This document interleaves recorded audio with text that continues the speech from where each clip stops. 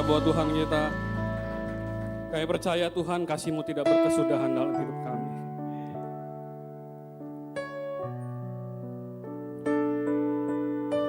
Kami percaya Tuhan, setiap langkah hidup kami ada Tuhan di sana.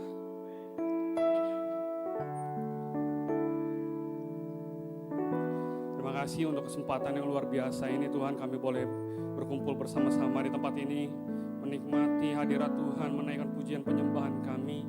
Kami percaya Tuhan, kiranya itu boleh menjadi dupa yang harum di hadapan Tuhan.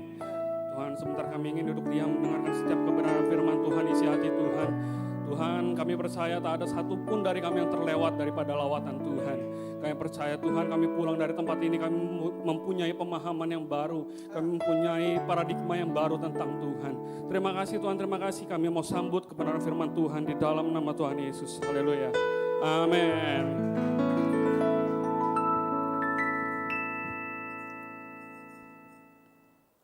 Ya, shalom teman-teman. Apa kabarnya? Saya percaya kita semua pasti luar biasa, amin. Karena kita semua ada di dalam tangan Tuhan. Aku juga percaya teman-teman, di dalam kehidupan kita, setiap kita bangun tidur, kita mempunyai pilihan teman-teman. Nah tapi di dalam pilihan itu ada kesempatan teman-teman. Makanya hari ini aku mau membawakan tema kesempatan. Nah, pernah nggak kita berpikir seberapa penting kesempatan dalam hidup kita? Atau kita mungkin hidup ya cuman sekedarnya aja, kita nggak tahu kalau bahwa hidup kita ini adalah kesempatan yang Tuhan kasih. Kita nggak pernah berpikir bahwa yang kita jalani adalah kesempatan yang Tuhan beri dalam hidup kita. Pernah kita berpikir seberapa penting kesempatan itu buat kita? Atau bahkan kita acuh tak acuh dengan kesempatan yang Tuhan kasih. Saya ingat beberapa minggu lalu kita habis nyoblos ya teman-teman. Itu kita memberikan kesempatan hak suara kita untuk memilih calon presiden dan wakil presiden. Ya, siapa yang milih nomor 1? Nggak ada. Yang milih nomor 2? Wah banyak pasti. Saya nomor 3. Nah teman-teman, tapi saya percaya setiap pilihan kita itu yang menentukan Indonesia ke depan teman-teman. Itu menentukan kepemimpinan Indonesia dipimpin oleh pemimpin-pemimpin yang takut akan Tuhan. Cuman saya percaya siapapun yang terpilih itu adalah wakilnya Tuhan untuk Indonesia. Nah teman-teman, aku juga percaya teman-teman kalau kita kemarin sudah menentukan pilihan kita buat kita memilih calon presiden dan wakil presiden. Nah teman-teman, aku percaya makanya teman-teman ada di sini, teman-teman memilih mengambil kesempatan yang terbaik kalau boleh duduk di sini mendengar setiap kebenaran firman Tuhan.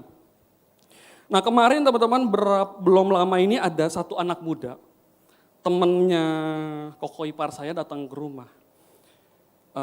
Koko ipar saya bilang, nih konseling aja sama Berry katanya. Nah singkat cerita kita mulai berkonseling teman-teman. Nah anak ini tuh dia baru pulang dari Kamboja.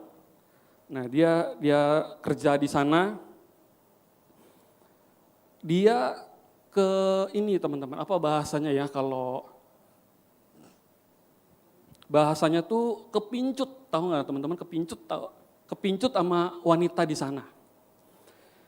Nah, waktu singkat ceritanya, dia mau pulang waktunya udah selesai selama dia bekerja 1 tahun, dia ternyata ditipu, kerja jadi scammer, jadi yang kerjanya nipu orang. Nah orang-orang di sana tuh, bos-bos yang di sana, karena kita orang Indonesia kan kita punya hati ya, kita nggak mau nipu orang. Cuman orang-orang di sana tuh mencuci otak orang-orang kita yang kerja di sana itu dengan begini teman-teman. Kalau bukan kalian yang tipu, pasti dia ditipu orang. Makanya kalian aja yang tipu, daripada duitnya ke orang mendingan duitnya ke kita. Nah jadi orang-orang kita itu berpikir ya juga. Daripada lu ditipu orang, mending lu yang tipu. Itu nah, dia bekerja lah begitu. Dengan iming-iming gaji yang lumayan dan segala macamnya teman-teman. Nah akhirnya dia di situ kayak di penjara. keluar nggak bisa, apa nggak bisa, di penjara. Bahkan di mesnya itu pagar-pagar besinya itu dikasih listrik. Nah teman dia ada beberapa yang loncat dari atas jatuh kakinya patah dan segala macamnya. Orang Indonesia teman-teman. Nah singkat cerita dia cerita lah sama saya. Dia pengen balik lagi ke sana. Dia itu anak satu-satunya dari keluarga kecil. Dia anak satu-satunya. Dan yang saya lihat juga bukan orang yang nggak ada ya, tapi orang yang cukup lumayan juga karena dia datang ke rumah saya tuh pakai mobil expander ya teman-teman. Nah, aku berpikir tuh dia ini bukan orang yang susah banget, enggak. Bahkan orang tuanya dia kesana niat kerja, tapi orang tuanya kesana selama dia ditahan, orang tuanya udah ngirim uang sebanyak 80 juta. Nah, uangnya itu buat apa? Waktu dia ditahan, dia berhasil kabur lah dari tempat mesnya dia ditahan di KBRI. Di sana selama setahun lebih. Ditahan, gak boleh pulang, gak boleh apa. Pokoknya ditahan setahun, saya juga gak tahu alasannya apa. Nah, karena ada beberapa orang yang harus bayar, ada beberapa orang yang gratis dari KBRI. Nah, dia ini orang yang harus bayar. Nah, jadi orang tuanya kirim uang dia. Kurang lebih udah 80 juta. Nah tapi dia rela, dia nggak pegang uang untuk kasih ke perempuan yang dia kenal di sana. Nah akhirnya dia pulang ke Indonesia, dia bilanglah sama perempuan ini, katanya perempuan ini maulah ke Indonesia, tapi kamu balik lagi lah, kita kerja di sini aja sama-sama, begitu segala macam. Nah dia nanya, kalau pendapat saya bagaimana, saya harus bagaimana, kata anak ini. Anaknya umur 22 tahun. Nah, aku cuma kasih masukan gini, kalau dia anak satu-satunya dari keluarga, kalau dia balik lagi, kalau dia nggak bisa pulang lagi, apa yang bakal kamu lakukan? Dia nggak bisa jawab apa-apa. Intinya aku cuma kasih tahu gini teman-teman, dia waktu pulang ke Indonesia, orang tuanya sudah membiayai dia dari besar sampai kecil, Dia di sana masih dia biayain sama orang tua. Nah, saatnya dia balik, dia belum bisa kerja, dia belum bisa apa-apa, tapi aku cuma bilang inilah kesempatan kamu untuk bahagiain orang tua. Nah teman-teman, kita buka Alkitab kita sama-sama di Daniel 6 ayat yang ke-20 sampai 29.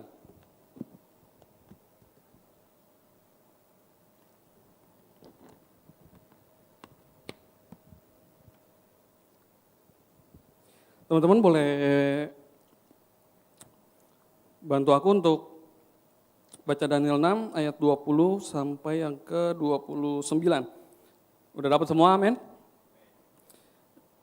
Kita baca sama-sama Daniel 6 ayat yang ke-20 sampai ke-29, 3, 2. Pagi-pagi.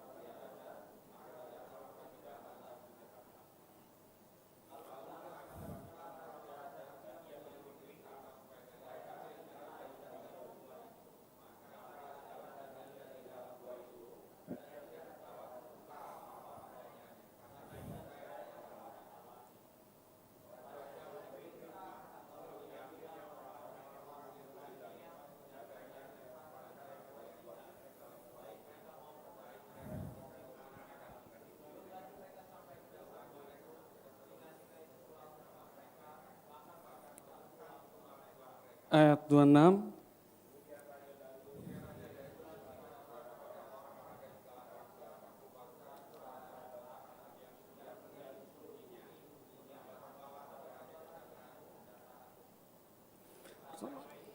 Perintah mau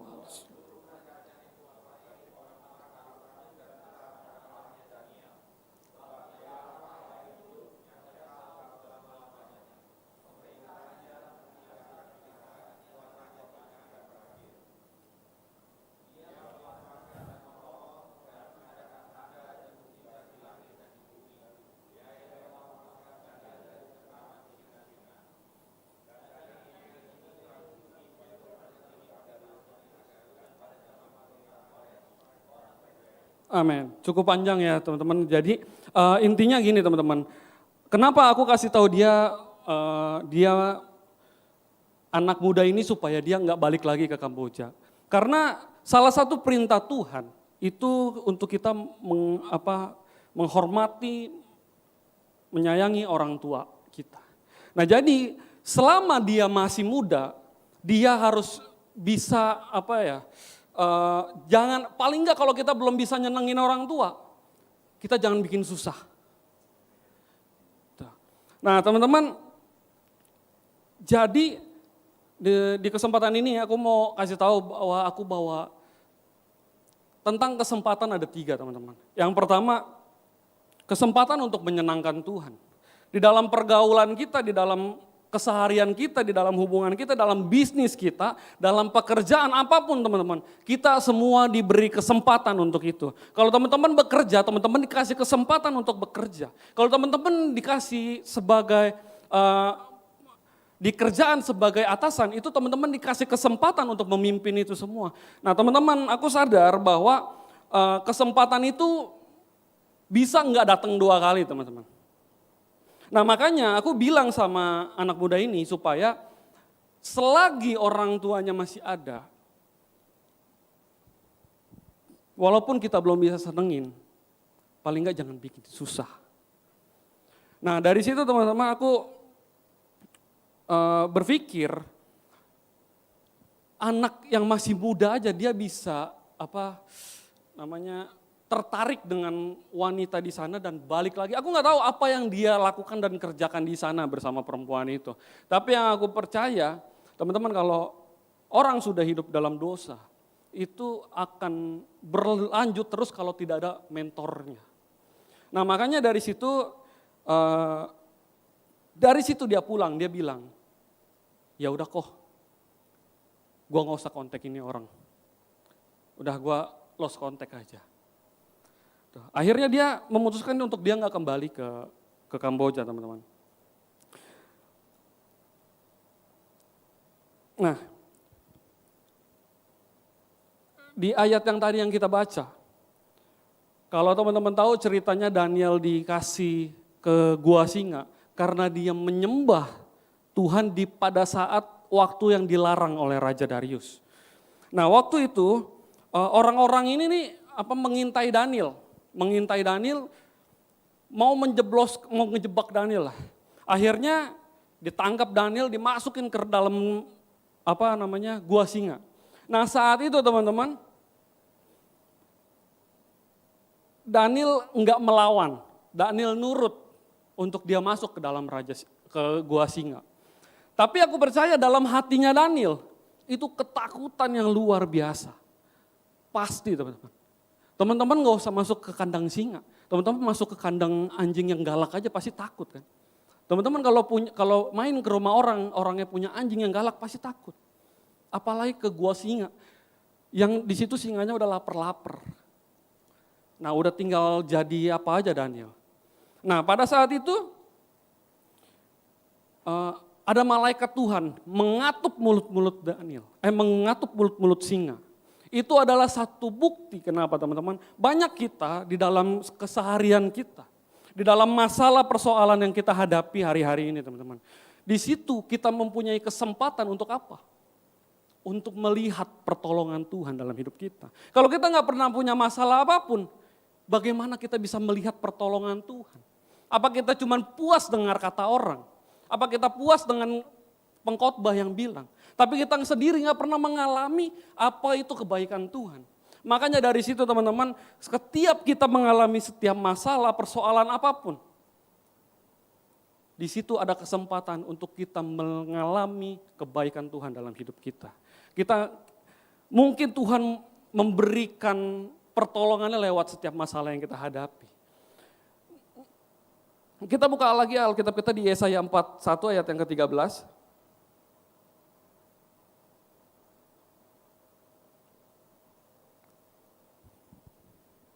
Yesaya 41 ayat yang ke-13.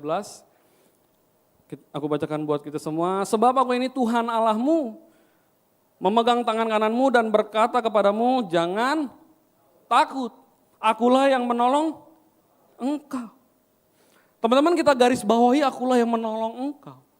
Bukan kita yang menolong diri kita sendiri, tapi Tuhan yang menolong kita. Seperti Daniel, seperti Sadrak, Mesak, Abednego, seperti Daud, Tuhan yang menolong mereka, bukan mereka menolong diri mereka sendiri. Karena di situ ada kuasa Tuhan. Makanya teman-teman, hari ini kita mau sama-sama belajar bahwa di setiap masalah kita bisa mengalami kesempatan buat merasakan pertolongan Tuhan dalam hidup kita. Selanjutnya teman-teman, aku ada rencana buat pergi ke Thailand, cuman waktu itu enggak jadi teman-teman. Nah, jadi ada satu atasanku nih bilang, karena mereka udah pernah ke Thailand. Dia bilang, Ber, lu ntar di Thailand lu mesti coba ini Ber. Kalau teman-teman tahu itu namanya kalau di sini tuh apa namanya?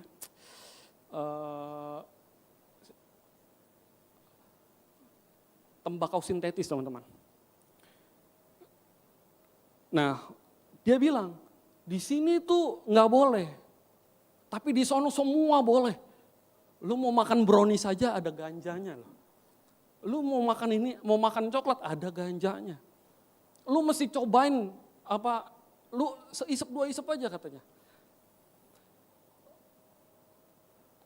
Aku bilang sih gini sama atasanku. Aku kalau kayak gitu udah nggak mau lagi. Bukannya nggak doyan, cuman takut keterusan. Gitu. Cuman aku percaya teman-teman, setiap kita punya pilihan.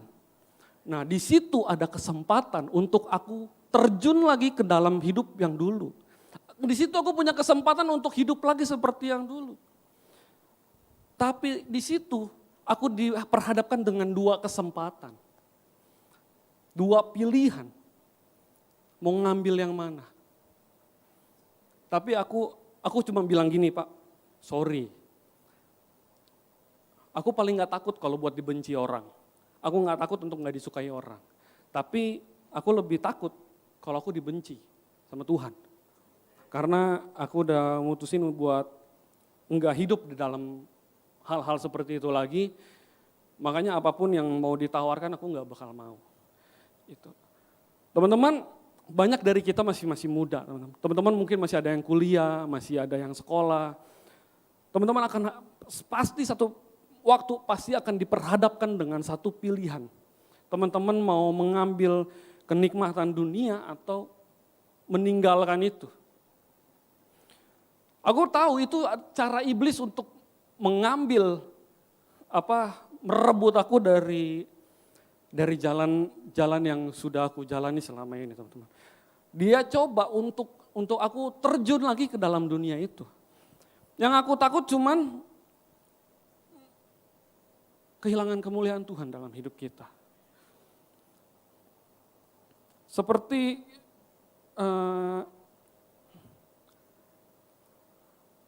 ada lagu, aku selalu bilang ini lagu pertobatanku tuh. Ada lagu judulnya Mengenalmu.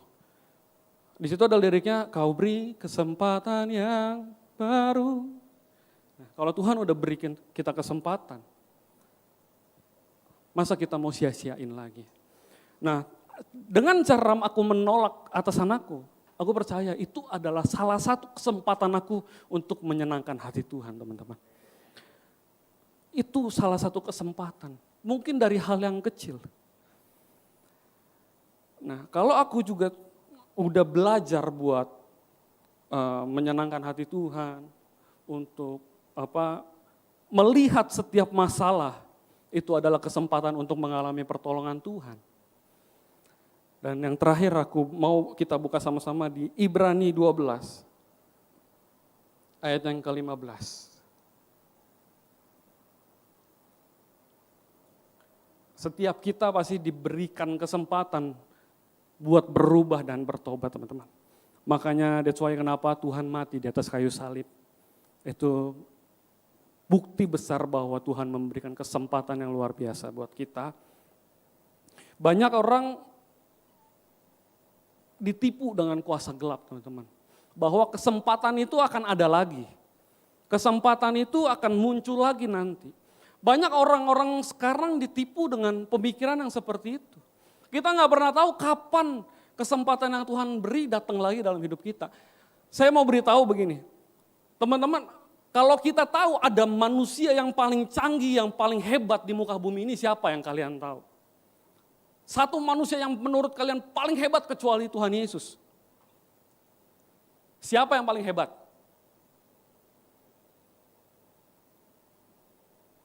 Yang menciptakan lampu? Yang aku mau beritahu gini, teman-teman, sehebat-hebatnya manusia, Elon Musk bisa menerbangkan roket ke bulan, biar doge naik terus, itu nilainya. Tapi aku mau beritahu, sehebat-hebatnya manusia, secanggih-canggihnya manusia, cuman bisa bikin buat obat tidur. Tapi nggak ada manusia satupun yang bisa bikin obat bangun tidur. Saya mau tanya, siapa manusia yang bisa bikin obat bangun tidur? Ada? Gak ada. Makanya teman-teman harus sadari bahwa ketika teman-teman bangun, itu adalah kesempatan yang Tuhan kasih. Buat apa teman-teman? Buat berubah jadi lebih baik, buat lebih dekat kepada Tuhan. Makanya kita baca sama-sama di Ibrani 12, ayat yang ke-15. Kita baca pergantian, aku baca ayat 15, jemaat semua baca yang ke-16 dan 17 kita baca sama-sama. Ibrani 12 ayat 15, janganlah supaya ada seorang pun menjauhkan diri dari kasih karunia Allah, agar jangan tumbuh akar yang pahit, yang menimbulkan kerusuhan dan yang mencemarkan banyak orang.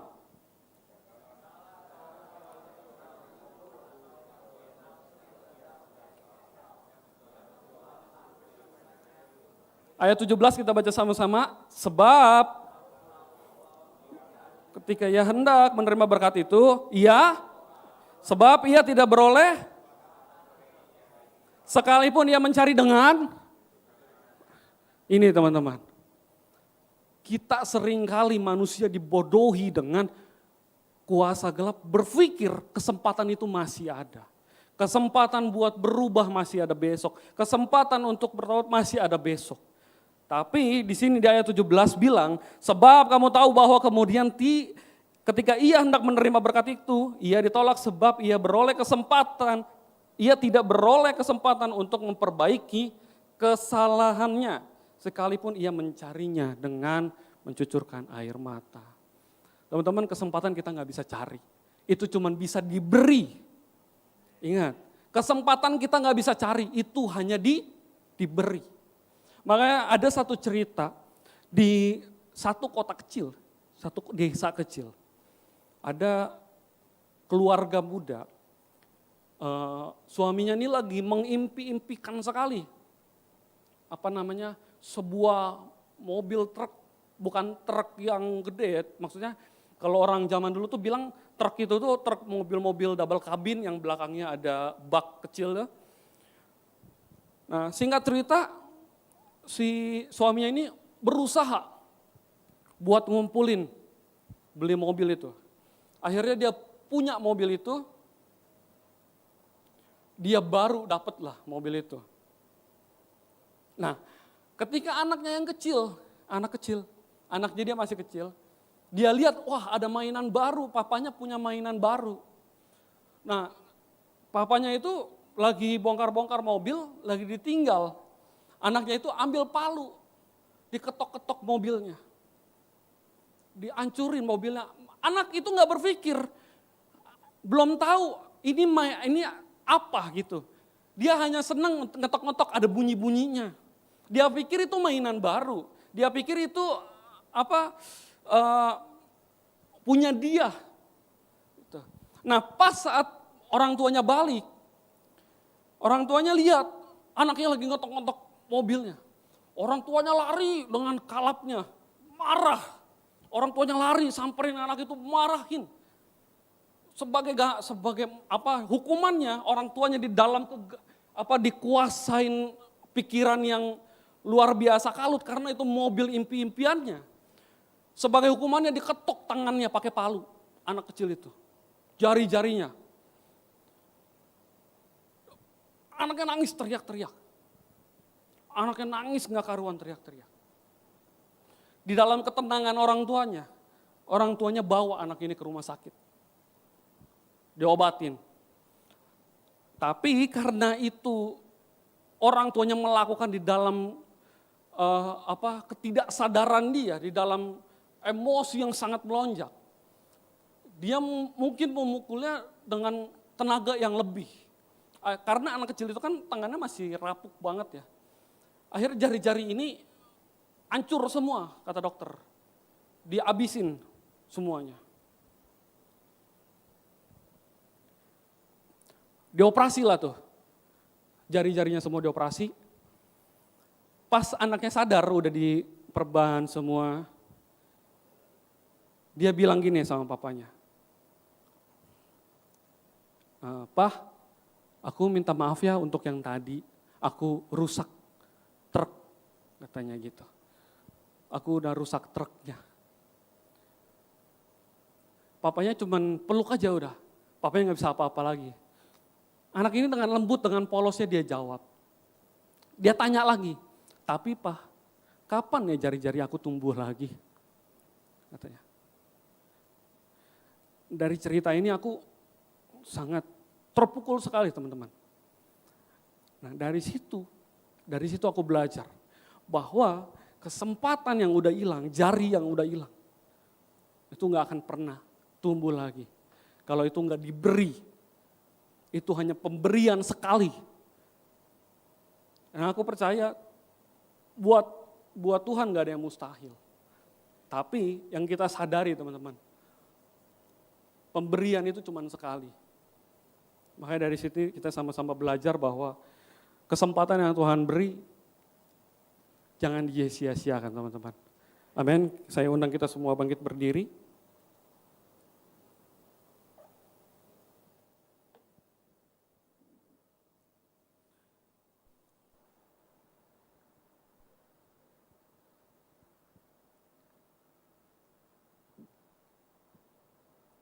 Kita mau nyanyikan lagu Hidup Ini Adalah Kesempatan sambil musik menyiapkan.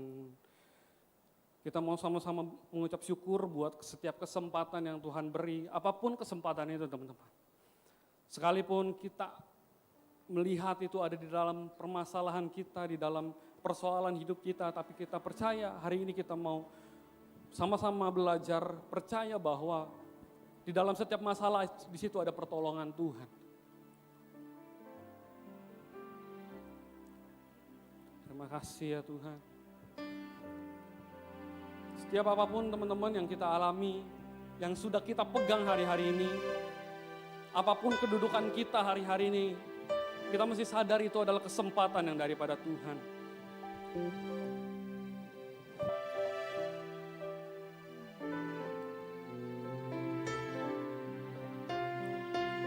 kasih Tuhan.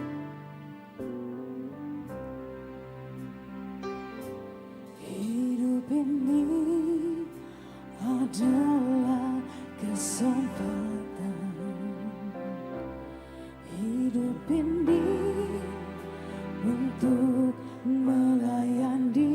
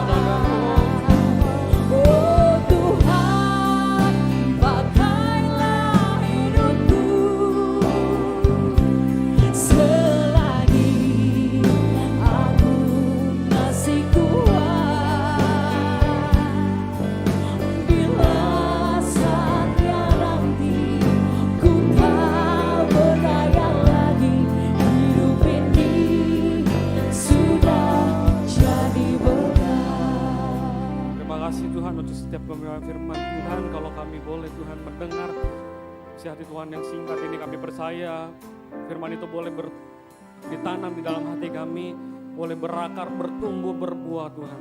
Terima kasih Tuhan, terima kasih. Hanya dalam nama Tuhan Yesus kami mengucap syukur, haleluya. Amin.